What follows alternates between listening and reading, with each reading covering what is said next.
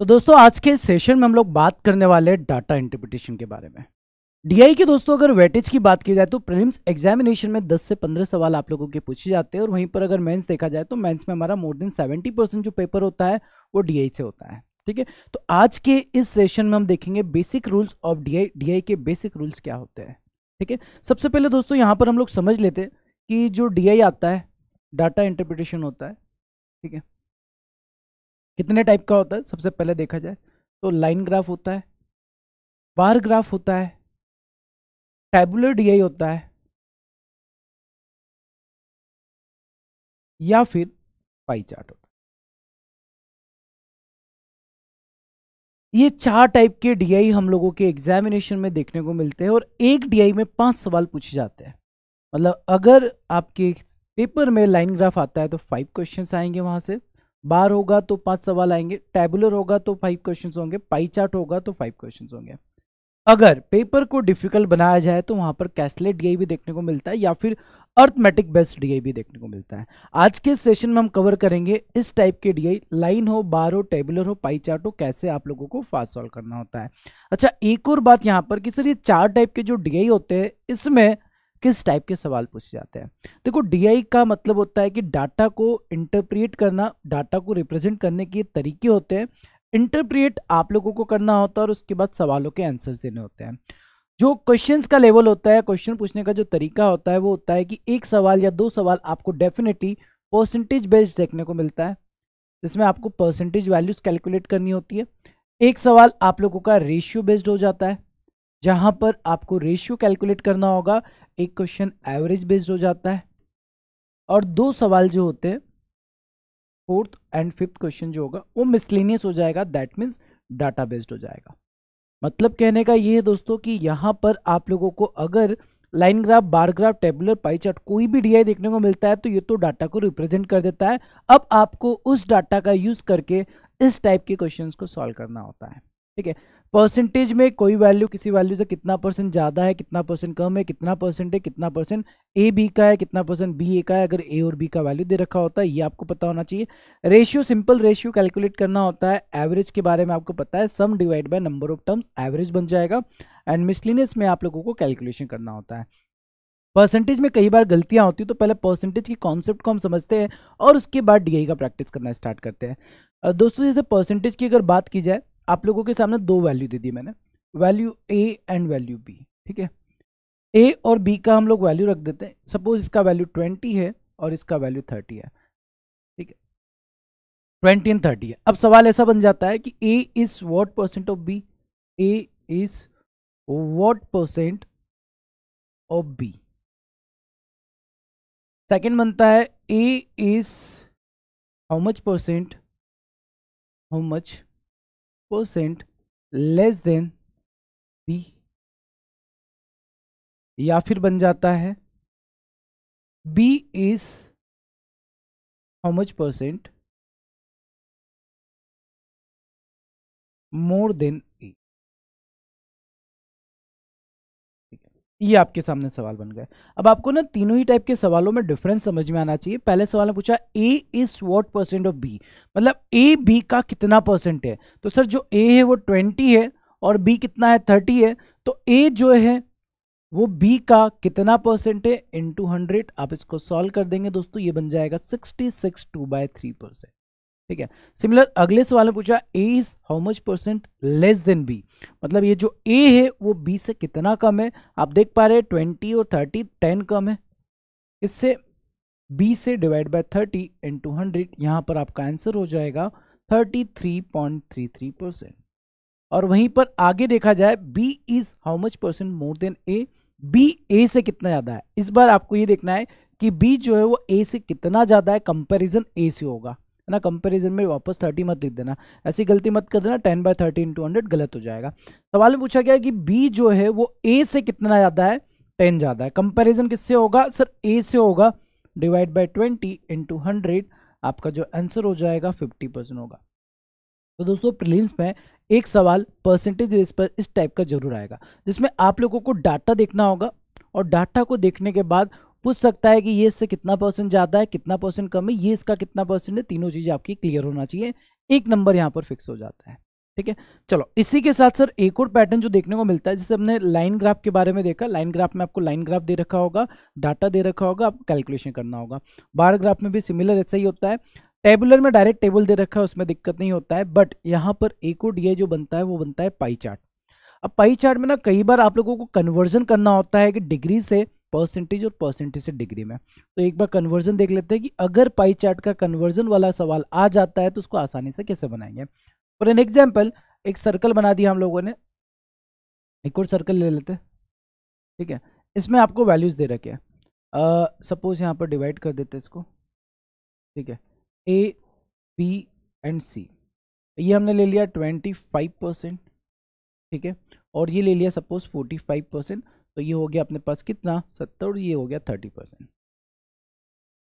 अब आपको क्या करना होता है, ये तो परसेंटेज वाला हो गया पाई चार्ट ना, परसेंटेज बेस्ड पाई चार्ट हो गया, परसेंटेज। अब आपको इसको दोस्तों कन्वर्ट करना हो डिग्री में, तो डिग्री में कन्वर्ट करते आपको आना चाहिए। अब डिग्री में कन्वर्ट कैसे करेंगे, सपोज यहाँ पर आपको परसेंटेज की बात करते हैं। अच्छा ये बताओ परसेंटेज में टोटल कितना बनता है, 100 बनता है, 100% टोटल बनता है परसेंटेज में, और डिग्री में जो टोटल होता है दोस्तों वो होता है 360 डिग्री। मतलब हम बोल सकते हैं सर 100% जो होगा वो 360 डिग्री के बराबर होगा, ठीक है। यहाँ पर 0 से 0 कैंसिल कर दिया, तो 1% का जो वैल्यू होगा वो होगा 36/10, दैट मीन्स 18/5 डिग्री। तो कभी भी आपको परसेंटेज से डिग्री की ओर जाना है तो हमेशा आप मल्टीप्लाई कर देंगे किसका, 18/5 का मल्टीप्लाई कर देंगे। वहीं पर अगर डिग्री से परसेंटेज की तरफ जाना है तो इसका इनवर्स 5/18 का मल्टीप्लाई कर देना है। परसेंटेज से डिग्री की तरफ जाएंगे 18/5, ठीक है, और डिग्री से परसेंटेज की तरफ 5/18। मतलब इस वैल्यू को अगर आप डिग्री में कन्वर्ट करना चाहते हो तो 25% को डिग्री में लिखेंगे, कितना हो जाएगा, 18/5 से मल्टीप्लाई किया, 5 हो गया, 18 5 जा 90। तो ये जो ए का वैल्यू डिग्री में होगा वो कितना हो जाएगा, 90 डिग्री हो जाएगा। सिमिलर आप अगर बी का वैल्यू निकालेंगे, सो बी का वैल्यू कितना है परसेंटेज में, 45 है। अब इस 45 में मल्टीप्लाई कर देंगे 18/5 का, आपका आंसर हो जाएगा 81 का double 162 degree.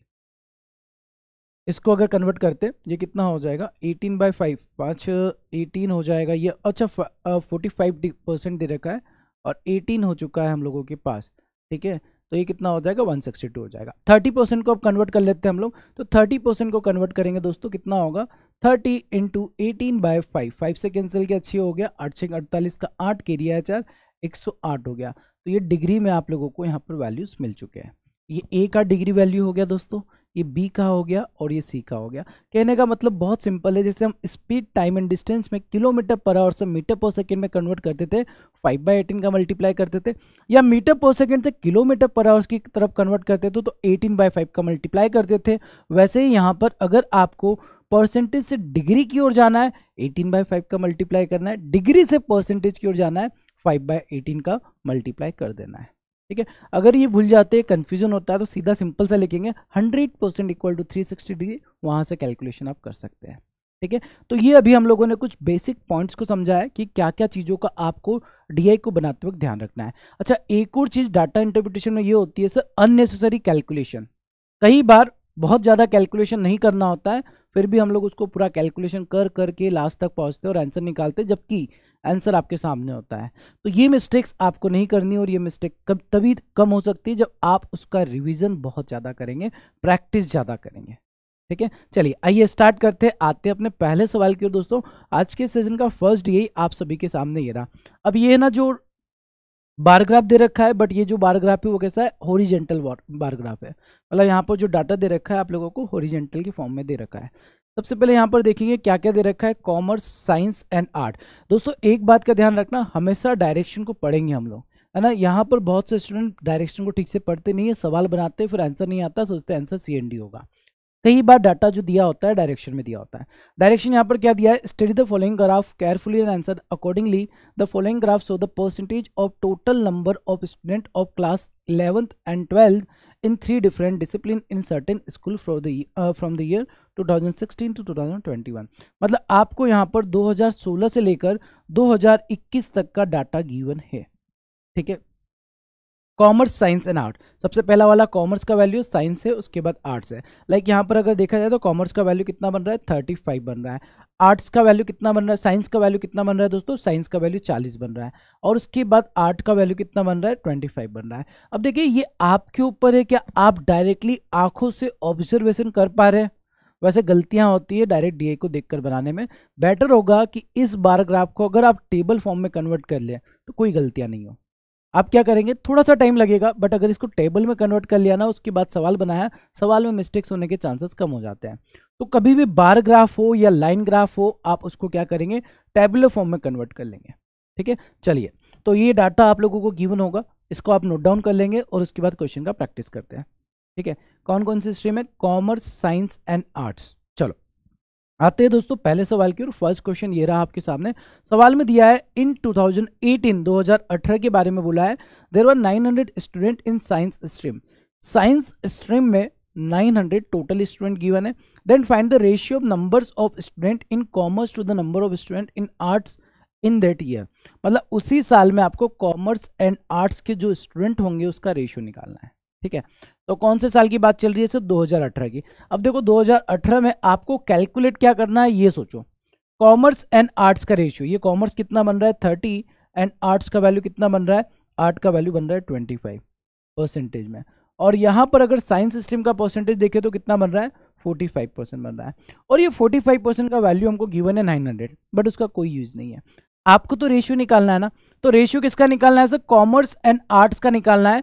Commerce and arts, commerce की अगर बात की जाए तो कितना है 30 और आर्ट कितना है 25। डायरेक्टली आप 30 और 25 का रेशियो निकालेंगे, आपका आंसर आ जाएगा 6:5। 6 और 5 का यहाँ पर करेक्ट आंसर हो जाएगा। Option b is the right answer of this question. मतलब कहने का ये है कि सर डीआई में अगर आपको परसेंटेज गिवन है तो परसेंटेज से रेशियो डायरेक्टली कैलकुलेट किया जा सकता है। वहीं पर अगर आपको रेशियो गिवन है तो रेशियो से परसेंटेज आप डायरेक्टली कैलकुलेट करेंगे, वहां पर गिवन डाटा का कोई यूज नहीं होता है। ठीक है, तो पॉइंट नोट डाउन कर लेंगे, परसेंटेज से रेशियो डायरेक्ट कन्वर्जन कर सकते हैं, हम लोग डायरेक्ट निकाल सकते हैं, रेशियो से परसेंटेज आप डायरेक्टली कैलकुलेट कर सकते हैं, डाटा का यूज करके कैलकुलेशन करने की जरूरत नहीं होती है। ठीक है, अगला सवाल देखते हैं। नेक्स्ट क्वेश्चन दोस्तों ये रहा आप सभी के सामने। सवाल में यहाँ पर गिवन है if the number of student in the art stream in 2017 was 800, arts में 2017 में आपको 800 नंबर ऑफ स्टूडेंट दे रखे, then find the average number of student in science and commerce stream in 2017। ठीक है, तो नंबर ऑफ स्टूडेंट आर्ट्स 2017, ये 2017 है और ये आर्ट्स है, आर्ट्स सबसे नीचे वाला है 40%, तो 40% का वैल्यू हमको दिया है, 40% इक्वल टू 800। ठीक है, आपको क्या निकालना है, average number of student science and commerce.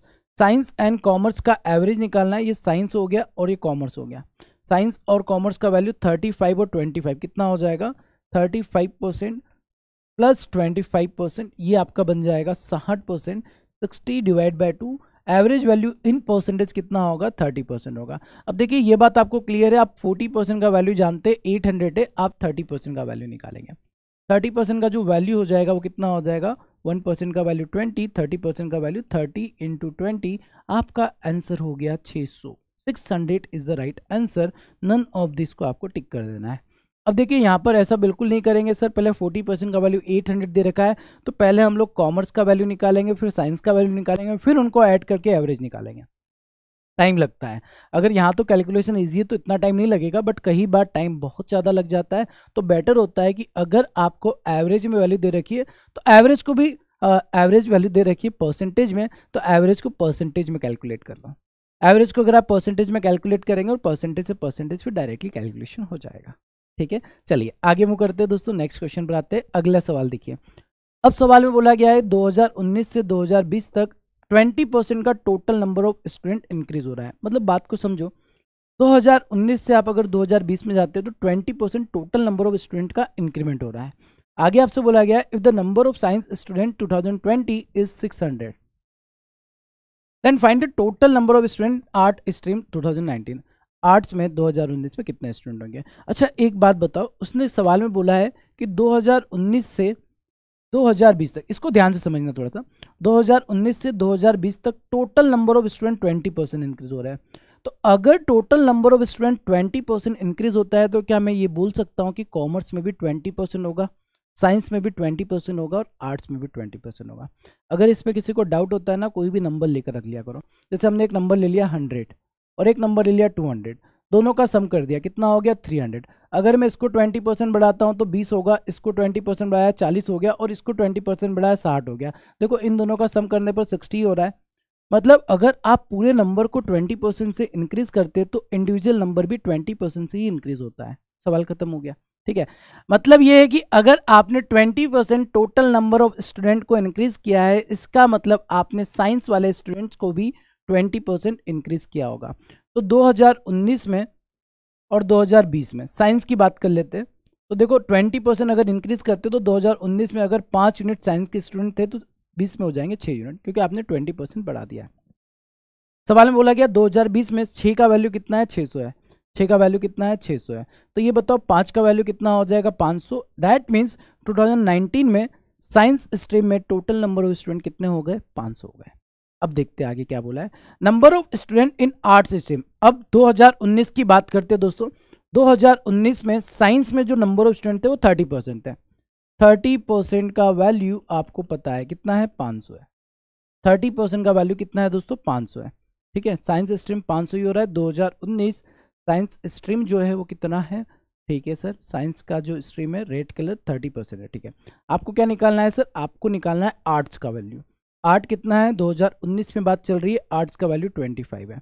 आपको 25% का वैल्यू निकालना है। तो दोस्तों यहाँ पर 25% का वैल्यू अगर आप निकालते तो 500 इंटू 25 डिवाइड बाई 30, आपका जो आंसर हो जाएगा वो क्या हो जाएगा सर, डेसिमल में आंसर होगा। इसका मतलब आपको क्या टिक कर देना है, नन ऑफ दिस क्या टिक कर देना है, ये आपका सही आंसर बन जाएगा। बात आया समझ में। कभी भी इस तरीके का सवाल दे दिया जाए तो जरूरी नहीं कि टोटल का मतलब ये हो जाएगा सर, इंडिविजुअल भी उतने ही परसेंट से इंक्रीज हो रहा होगा। और अगर ये बात आपको पता है, सवाल करना बहुत आसान हो जाता है। ठीक है, चलिए दोस्तों आगे मूव करते हैं, नेक्स्ट क्वेश्चन पर आ जाते हैं। अगला सवाल यहाँ पर देख लेते हैं, एक सेकंड चेक कर लेते हैं, सभी कुछ सही किया था हम लोगों ने। 2019 से 20 तक 20% इंक्रीज है। 5 से 6 हो गया, 6 का वैल्यू 600, 5 का वैल्यू 500। 2019 में अगर साइंस की बात की जाए तो साइंस 2019 में दे रखा है 30%, 30% का वैल्यू अगर 500 है, हमारा आंसर डेसिमल में होगा। अगला सवाल दोस्तों ये रहा आपके सामने। The total number of science students in 2018 was 900। Science 2018 science में नंबर ऑफ स्टूडेंट कितने हो रहे हैं, 45%। मतलब आपको सवाल में 45% का वैल्यू दे रखा है 900। आगे बढ़ते हैं। The commerce student 2021 was 700। Commerce student 2021, commerce कौन सा है, फर्स्ट वाला है, 35% का वैल्यू। 35% का वैल्यू कितना हो गया, 700 हो गया। ये बात चल रही है 2021 की, और ये वाली बात चल रही है 2018 की। 2018 और 2021 की बात चल रही है। अब आपको निकालना है difference between the number of student college in this 2 year. आपको डिफरेंस निकालना है। तो दोस्तों एक बात बताओ, यहाँ आप जानते हैं 35% का वैल्यू 700 है, और 1% का वैल्यू कितना हो जाएगा 20, और 100% का जो वैल्यू हो जाएगा वो कितना हो जाएगा 2000 हो जाएगा। ये total number of student calculate हो गया है। यहाँ पर भी अगर देखा जाए 45% का वैल्यू 900 है, 1% का वैल्यू 20 हो जाएगा, और 100% का जो वैल्यू बनेगा वो 2000 हो जाएगा। और नंबर ऑफ स्टूडेंट्स में अगर डिफरेंस देखा जाए तो कितना हो जाएगा, 0। इस सवाल का आंसर भी कितना हो गया है, none of this is the right answer of this सवाल। तो दोस्तों ये अभी हम लोगों ने देखा था पहला डीआई, जो कि था आपका बार ग्राफ। अब बार ग्राफ में वर्टिकल बार ग्राफ ज़्यादा आते हैं, बट हॉरिजेंटल भी पूछा जा सकता है। आपको बस डाटा को इंटरप्रेट ठीक से कर लेना है और कैलकुलेशन पे फोकस करेंगे, आपका डीआई बन जाएगा। ठीक है, आगे बढ़ते हैं नेक्स्ट। थोड़ा सा अब बात कर लेते हैं सर मिसिंग डीआई के बारे में। अगर एग्जाम में कुछ ऐसा डीआई आ जाता है, देखो यहाँ पर ये डीआई जो दे रखा है वो मिसिंग डीआई है। यहाँ पर आपको दिख रहा है कि कुछ डाटा आपको गिवन है और कुछ डाटा आपको नहीं दिया गया है। तो 2 तरीके से मिसिंग डीआई के सवाल को बनाया जाता है। एक तरीका ये होता है कि जो मिसिंग वैल्यू से उसको कैलकुलेट कर लो, अगर उसको कैलकुलेट किया तो कैलकुलेशन आसान हो जाता है। या फिर अगर वो वैल्यू आप कैलकुलेट नहीं कर पाते तो आपको सवालों को बनाना होता है, सवाल को देखते हुए मिसिंग नंबर को कैलकुलेट करना होता है। कई बार ऐसा होता है कि जैसे यहाँ पर आपको ये वैल्यू देखनी है, तो ये वैल्यू आप डीआई से डायरेक्टली टेबल से नहीं निकाल सकते, आपको क्या करना होगा, सवाल की तरफ जाना ही होगा। सवाल देखोगे उसके बाद ही इसका वैल्यू कैलकुलेट कर पाएंगे। तो ऐसे केस में आपको ये ध्यान रखना है कि इस मिसिंग डीआई में क्या पहले मिसिंग नंबर्स को कैलकुलेट करना है या पहले सवालों को देखना है, और ये आप बात देख कर ही उसके डायरेक्शन को पढ़कर ही समझ सकते हैं। इस सवाल की अगर दोस्तों बात की जाए तो क्या बोला गया, data related to rating of 5 movies in 2 city A and B, city A and city B में मूवी रेटिंग के बारे में डाटा गिवन है। आगे आपसे एक और चीज बोल रखी है जो यहाँ पर नीचे दिख रही है आपको, ये सबसे इंपॉर्टेंट हो जाता है। नोट में दिया है sum of total rating of 10 equal to number of rater into average rating of 10। मतलब ये जो फॉर्मूला नीचे लिखा है ना, इसी फॉर्मूले का यूज करके आप सवाल बना पाएंगे, तो इसको ध्यान रखेंगे। इसलिए मैंने बोला कि नोट जो दिया होता है ना दोस्तों, इसको ध्यान से देखेंगे। अगर ये फॉर्मूला आपके पास नहीं होगा, आप इस सवाल को बना ही नहीं पाएंगे। ठीक है, क्या दिया है, sum of total rating, sum of total rating निकालना है एस टी, तो क्या होगा, number of raters multiply by average rating हो जाएगा। नंबर ऑफ रेटर में एवरेज रेटिंग का मल्टीप्लाई कर देंगे, आपको क्या मिल जाएगा, सम ऑफ टोटल रेटर्स मिल जाएगा। ठीक है, आई होप कि आप सभी ने इस डाटा को नोट डाउन कर लिया होगा, और अगर डाटा नोट डाउन कर लिया है तो आते हैं अब हम लोग सवालों की ओर। पहला सवाल दोस्तों देखते हैं यहाँ पर। फर्स्ट क्वेश्चन जैसे कि ये रहा आपके सामने, सवाल में क्या दिया है ध्यान से पढ़ेंगे और ट्राई करेंगे, वीडियो को थोड़ा रोकेंगे, क्वेश्चन को ट्राई करेंगे और देखेंगे क्या आप आंसर बना पा रहे हैं। सवाल में क्या दिया है, combining city A and B the average rating of 10 for movie P में 58 आपकी एवरेज रेटिंग है। Number of raters in city B is what percent more और less than number of raters in city A. City B में number of rater जो होंगे number of ए से कितना percent ज़्यादा होंगे, ये आपको निकालना है। देखो सिंपल सी बात समझना, अभी हम लोगों ने देखा, क्या देखा था कि सर नंबर ऑफ रेटर में एवरेज रेटिंग का मल्टीप्लाई कर देंगे, हमारे पास नंबर ऑफ रेटर्स टोटल आ जाएंगे। ठीक है, टोटल नंबर ऑफ रेटर आपको गिवन है, एवरेज रेटिंग आ जाएगी। एवरेज रेटिंग इक्वल टू क्या होगा, number of rater into average rating of 10। ठीक है, सपोज यहाँ पर मैंने बोला कि नंबर ऑफ रेटर एक्स है और यहाँ पर बोल दिया नंबर ऑफ रेटर वाई है, और आपको मूवी पी का एवरेज दे रखा है 58। एवरेज कितना दे रखा है, 58 दे रखा है। मतलब मैं ये बोल सकता हूँ कि सर अगर यहाँ पर बात की जाए, ये सिटी ए है और सिटी बी है, सिटी ए का एवरेज अगर 58 होगा तो बी का एवरेज भी 58 होगा, तब जाकर टोटल एवरेज भी कितना हो जाएगा, 58 हो जाता है। सिटी ए की अगर दोस्तों बात की जाए, नंबर ऑफ रेटर कितने हैं, एक्स रेटर है, कितने लोगों ने रेटिंग की है, एवरेज रेटिंग कितना है, 56 है, जो कि इक्वल हो जाएगा 58 के। बी की बात की जाए तो बी में कितना है, y दे रखा है इनटू 77 दे रखा है, इसका भी एवरेज रेटिंग हम 58 ले लेते हैं। अब आपको ये बताना है x एंड y के बीच में रिलेशन, तो x का वैल्यू कितना हो जाएगा, x इक्वल टू 58/56 हो जाएगा, y का वैल्यू हो जाएगा 58/77, और अगर हम x और y का रेशियो निकालते हैं तो 58 कैंसिल होगा, x is to y equal to हो जाएगा 77 इज टू 56, 7 से कैंसिल किया, 11:8, ये आपका रेशियो हो गया एक्स एंड वाई का। रेशियो अगर 11:8 होता है और आप इसको सॉल्व करेंगे तो आपका क्या हो जाएगा, एवरेज 58 बन जाएगा। अब सवाल में क्या बोला गया है, B is the rater of city B is what percent more और less the number of rater in city है। ये क्या है सर, 8 11 से कम है, कितना कम है, 3, डिवाइड किससे करेंगे, कंपेरिजन 11 से होगा, इंटू 100, आपका आंसर हो जाएगा 300/11, और इसको कैंसिल करेंगे, 11 दूना 22, बचेगा कितना, 8, 11 7 जा 27, 3/11, 27 3/11 हमारे पास है, नहीं है, नन ऑफ दिस पे टिक करेंगे। अच्छा एक और बात कि सर अगर हमारा आंसर 27 आ रहा है तो अप्रोक्सीमेट 27 1/3 को टिक कर दे क्या, नहीं। अगर आपको सवाल में मेंशन नहीं किया गया है कि आपको अप्रोक्सीमेट वैल्यू निकालना है, तब तक आप मेंशन आंसर अप्रोक्सीमेशन में नहीं करेंगे। आपको गिवन होगा, अगर अप्रोक्सीमेट आंसर निकालना है तो सवाल में आपको गिवन होगा कि आपको अप्रोक्सीमेट वैल्यू कैलकुलेट करनी है। ठीक है, चलिए आगे बढ़ते हैं दोस्तों, नेक्स्ट क्वेश्चन देख लेते हैं। अगला सवाल ये रहा आपके सामने, इस सवाल को ट्राई करेंगे और बताएंगे क्या हो सकता है इस सवाल का सही आंसर। सवाल में बोला गया है फॉर मूवी टी की बात कर रहा है, the average rating given by male rater in city A and B are equal and that by female rater in 2 city are equal if the respective ratio male and female in city A is 5:3 and 2:1, what is the average rating given by male rater in city A. आपको average rating ए की बतानी है, try करेंगे और बताएंगे क्या होगा इसका आंसर।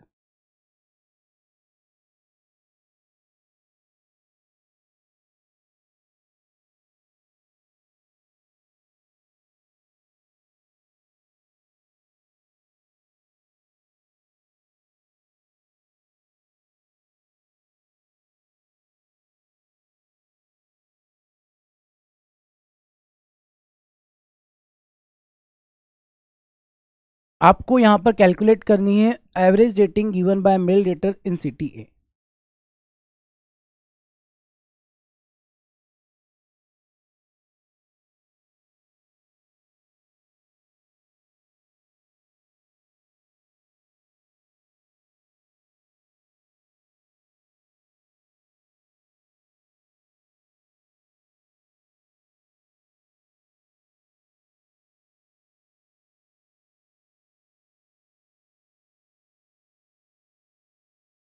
चलिए आ जाइए बनाते हैं सवाल को, देखते हैं क्या होगा इसका करेक्ट आंसर।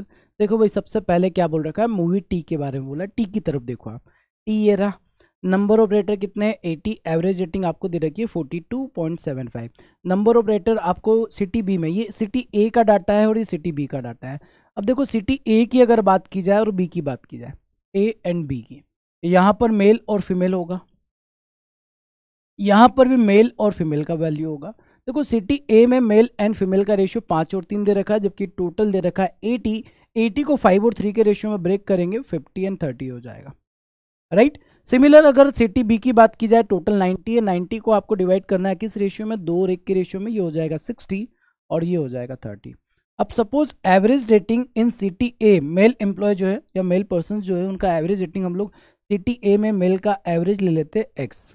तो सवाल में बोला गया है कि the average rating given by male rater in city A and B are equal and that by female rater in 2 cities are equal. मतलब यहाँ पर मेल का एवरेज रेटिंग एक्स है तो ये भी एक्स होगा, फीमेल का रेटिंग वाई है तो ये भी क्या हो जाएगा, वाई हो जाएगा। तो मेल का जो रेटिंग होगा वो दोनों ही सिटी में कितना हो जाएगा, एक्स एक्स हो जाएगा, फीमेल का रेटिंग कितना होगा, वाई वाई होगा। अब ये बताओ अगर मैं टोटल रेटिंग निकालता हूँ तो क्या करना होगा sir, number of person into average rating 50x plus 30y divide by total number of person कितने हो जाएंगे 80, और इसका वैल्यू आपको एवरेज रेटिंग दे रखा है 42.75, 42.75, ठीक है। सिमिलर अगर सेकेंड इक्वेशन को देखें तो यहाँ पर सम कितना हो जाएगा दोस्तों, 60 of x plus 30 of y divide करेंगे कितने से, total that means 90 equal to कितना हो जाएगा, 42 हो जाएगा। ये दोनों इक्वेशन को सॉल्व करके आप x एंड y का वैल्यू निकाल सकते हैं, ठीक है। चलो यहाँ पर सॉल्व करते हैं। तो पहली इक्वेशन क्या बन रही है, 50 plus 30x, 50x plus 30y, 50x plus 30y equal to 80 में मल्टीप्लाई करेंगे कितना होगा, 80 में 0.75 का मल्टीप्लाई करेंगे, 80 इंटू 3/4 कितना हो जाएगा, 60 हो जाएगा ये। और 80 में मल्टीप्लाई करेंगे 42 का, ये हो जाएगा 8 दूना 16, 32 33, 3360 प्लस 60 कितना होगा, 3420। तो पहली इक्वेशन आपकी हो जाएगी 3420। 50x plus 30y equal to 3420 आपकी यहाँ पर पहली इक्वेशन बन चुकी है। दोस्तों अगर सेकेंड इक्वेशन की यहाँ पर बात की जाए तो सिमिलर आप लोग सेकेंड इक्वेशन को सॉल्व करते हैं तो ये बन जाएगा 60 ऑफ x प्लस ये कितना है 30y है, ठीक है। 30y इक्वल टू मल्टीप्लाई करना है 90 में तो 0 हो जाएगा, 9 में 2 का मल्टीप्लाई करेंगे 18, 36 और 37, 3780। दोनों को अगर सॉल्व करना है तो रिवर्स साइन कर देते, ये कैंसिल हो जाएगा। 10x इक्वल टू कितना होगा, 8 में से 2 गया 6, 7 में से 4 गया 3, 360 और 0 से 0 कैंसिल, x का वैल्यू 36 हो गया। देखो x का वैल्यू 36 आ गया, y का वैल्यू आप कैलकुलेट कर सकते हो, बट सवाल में क्या पूछा गया है, what is the average rating given by male rater in city A. Male rater जो होंगे सिटी ए में मेल रेटर का जो रेटिंग है वो x है और x का वैल्यू 36, आपका आंसर हो गया option number D. Option D इस सवाल का सही आंसर हो जाएगा। दोस्तों एग्जामिनेशन में जब आप डीआई बना रहे होंगे उसके 5 सवाल होंगे, उसमें से 3 सवाल बहुत इजी होते हैं, बट 1 या 2 सवाल थोड़े से कैलकुलेटिव होते हैं जिसको हम लोगों को ध्यान से करना होता है। अगर टाइम ज़्यादा लगता है तो ऐसे सवालों को हम लोग स्किप भी कर सकते हैं, बट स्किप तभी करना है जब आपको दिख गया कि यार टाइम ज़्यादा लगेगा, कैलकुलेशन ज़्यादा है, छोड़ देना वहाँ, ठीक है। चलो आगे बढ़ते हैं, नेक्स्ट क्वेश्चन देख लेते हैं। अगला सवाल ये रहा आपके सामने, For movie Q, the average rating obtained from city B is 10% less than that obtained from city A. Sum of total rating obtained from city B is what percent more than that of obtained from city A? कौन सी बात चल रही है भाई, movie Q की बात चल रही है। Q में देखो आपको नंबर ऑफ रेटर का वैल्यू दे रखा है 120 और 180, यहाँ पर कितना है 120 है और यहाँ पर कितना है 180 है। ये आपको नंबर ऑफ रेटर्स के बारे में दे रखा है और इनकी जो एवरेज के बारे में बोला गया है, ठीक है। बी इज 10%, एवरेज रेटिंग जो होगी इसकी बी की 10% लेस होगी ए से। बी की एवरेज रेटिंग 10% लेस है मेरे दोस्त, मतलब ये कितना हो जाएगा 10 हो जाएगा, तो ये कितना हो जाएगा 9 हो जाएगा। इतना क्लियर है, बस कैलकुलेशन कर दो। यहाँ पर 0 से 0 कैंसिल किया, 6 से कैंसिल किया 2 हो गया, 6 से कैंसिल किया 6 दिया 18, ये बन जाएगा 20 और ये हो जाएगा 27। अब देखो यहाँ पर आपको नंबर ऑफ रेटर्स का रेशियो मिल गया है। सवाल में पूछा गया है sum of total rating obtain from city B is what percent more than that of A. तो बी में जो मिल रहा है रेटिंग वो ए से कितना ज़्यादा है 7, डिवाइड बाय 20 इंटू 100। आंसर कितना हो जाएगा 25 जा 35%।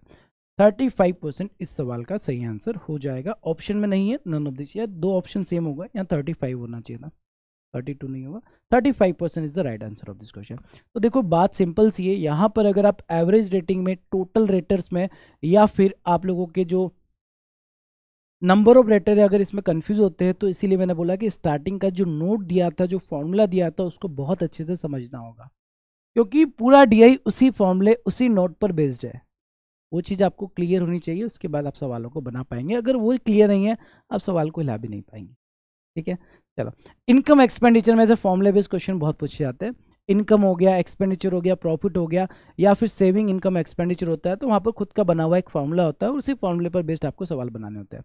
ठीक है, इस सवाल की अगर बात की जाए, for movie S the sum of total rating obtain from city A and that of city B are equal, the respective ratio of number of rater in city B and C is 4:5, number of rater in city A is what percent more than number of rater in city C, ये आपको बताना है। S के बारे में बोला है, the number sum of total rating obtain from city A and B are equal, ये आपको इक्वल दे रखा है। ठीक है, मतलब देखो सिंपल सी बात है, सम इक्वल दे रखा है, मतलब यहाँ पर अगर नंबर ऑफ लेटर एक्स होते हैं और यहाँ पर वाई होते हैं, इसका मतलब उसने बोला है कि x इंटू 56 जो होगा वो इक्वल हो जाएगा किसके, y इंटू 84, क्योंकि total number of letter equal होंगे, ये total number of letter equal हो गए। x और y का दोस्तों यहाँ पर रेशियो निकालते हैं, 7 दूना 14, 8 हो गया, 4 से कैंसिल किया, 4 तिया 12, 4 दूना 8, 3 और 2 का रेशियो x एंड y का बन गया। तो the ratio of x and y is 3:2। आपको आगे और दे रखा है क्या, b एंड c का the respective ratio number of letter in b and c is 4:5, मतलब आपको देखो ये a है हमारा, ये b है, तो आपको जो रेशियो दे रखा है b एंड c का जो रेशियो होगा 4:5 होगा। ए बी का रेशियो 3:2 का है, बी सी का रेशियो 4 और 5 का है, मतलब यहाँ पर 2 का मल्टीप्लाई कर देते हैं, तो ए का वैल्यू हो जाएगा 6, बी का वैल्यू हो जाएगा 4 और सी का वैल्यू कितना हो जाएगा 10। अब आपसे सवाल में क्या पूछा गया है, number of letter in city A is what percent more than number of letter in city C. तो आपका जो नंबर ऑफ लेटर ए आ रहा है वो सिटी सी से क्या हो रहा है, अच्छा यहाँ मल्टीप्लाई नहीं होगा, ये 5 होगा ना, ये तो 5 ही रहेगा, तो ए सी से ज़्यादा हो रहा है, कितना ज़्यादा हो रहा है, 1 ज़्यादा हो रहा है। कंपैरिजन सी से करना है इंटू 100, तो ये आपका आंसर कितना बन जाएगा, 20% is the right answer of this सवाल, ऑप्शन नंबर बी। तो देखिए आप लोगों ने अभी तक जितने भी डीआई देखे उसमें देखा होगा कि परसेंटेज बेस्ड सवाल, ratio based question, average based question पूछे जाते हैं। ठीक है, और इसी को स्ट्रॉन्ग करना है। अगर आप डीआई बनाना चाहते हो तो आपका अर्थमेटिक में परसेंटेज, रेशियो एंड एवरेज, ये 3 चैप्टर स्ट्रॉन्ग होने चाहिए, आप डीआई को बना पाएंगे। सिंपल सी बात है, देखो डीआई को सॉल्व करने का सबसे पहला तरीका होता है डाटा को इंटरप्रेट करना और उसको अपने अकॉर्डिंगली नोट डाउन कर लेना। अगर आपको बार ग्राफ दे रखा है, लाइन ग्राफ दे रखा है, उसको टेबल में बना लिया, उसके बाद कैलकुलेशन किया, सवाल करना आसान हो जाता है।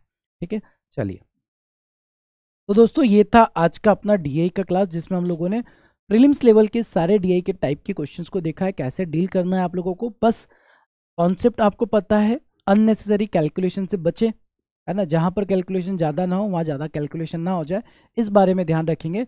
और बाकी कई बार ऐसा होता है कि सिर्फ पूरा डीआई का डाटा स्क्रीन के ऊपर दे रखा है, उसको बनाने में, रफ शीट में बनाने में टाइम लग जाता है, तो क्या ये बनाना सही होता है, तो डेफिनेटली सही होता है दोस्तों। देखो अगर आपके सामने जो डीआई दे रखा है, सिंपल सी बात है, डीआई है, उसको आपने रफ शीट में बनाया तो आपको 40-50 सेकंड का टाइम लग जाएगा। बट इसी बात को ऐसे समझो कि बार बार आप स्क्रीन के ऊपर पूरे डीआई को देखेंगे और क्वेश्चन बनाएंगे, ऊपर देखा नीचे देखा, ऊपर देखा नीचे देखा, मिस्टेक्स होने के चांस ज़्यादा होते हैं, और एक छोटी सी गलती अगर आप करते हैं, आपका 1 से 2 मिनट कब वेस्ट हो जाता है पता ही नहीं चलता है। तो गलती नहीं करना है अगर आपको, तो आपको उस डाटा को अपनी रफ शीट में बनाकर ही क्वेश्चन का प्रैक्टिस करेंगे या क्वेश्चन को बनाएंगे तो ज़्यादा बेहतर होगा। ठीक है, तो आज के क्लास के लिए दोस्तों इतना ही, बाकी हम लोग फिर मिलते हैं अपने नेक्स्ट सेशन में, तब तक के लिए थैंक यू सो मच।